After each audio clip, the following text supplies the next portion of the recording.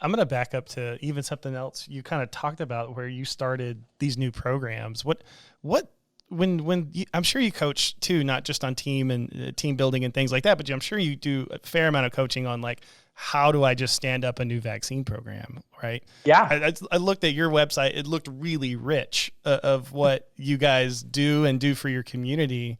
What's your advice for somebody who's like, man, I don't even do them yet, but I want to talk through it with someone? Yeah, I think that's pretty common. And I think, vaccines are even high level for some folks. Sometimes just making your workflow more efficient, can be a big deal for some of those pharmacies. But, if they were just going to start out and they hadn't done any of that, you talked about our website, becoming a community stakeholder is really important. And that's something that we cannot ever be beat by in a chain pharmacy. They're never going to be shown as a community stakeholder. My location number 3 that we bought, we've had a fairly difficult time growing that location. It's just a really tiny town, and everyone is elderly, so they pass away, and we've had a hard time replacing those folks. And we have done all kinds of stuff. I mean, I'm talking giving away Yeti coolers and flat screen TVs, and can't figure it out. Well, last week we invited a taco truck to come make street tacos, and we offered free tacos for anyone that wanted food.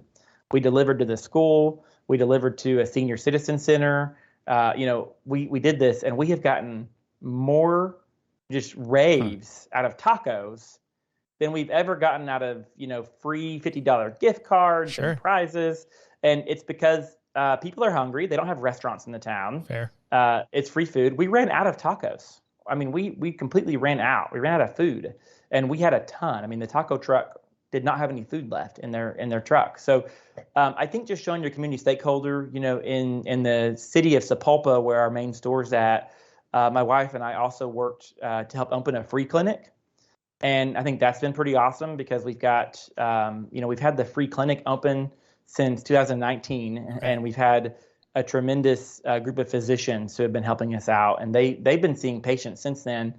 We only got the pharmacy open a few months ago. It was a lot harder to open a free pharmacy than it was a retail pharmacy. There's a lot more red tape associated with that. But I think doing things like that, in both towns that we practice in, we offer free laundry day right before Thanksgiving, where we'll just be there to help them fold their laundry and stuff, but we also pay for all their laundry that day. So when they come in, and so just different ways that you can give back. And it's only, for me, the community is what supports us. That's why we have our doors open. So why wouldn't we be supporting them? So I think if they want to start a vaccine program, I would start by making sure they are a stakeholder, because it is going to be a totally out of the box idea that they're offering vaccines. I think that's where I would start. That makes total sense, actually. And it fits in line. Through COVID, we talked to a bunch of people, like almost everybody that's been successful in this has had some kind of relationship with public health or, local anything, the Chamber of Commerce, whoever it was, they've had relationships with their community, and all of those things that's what made them successful.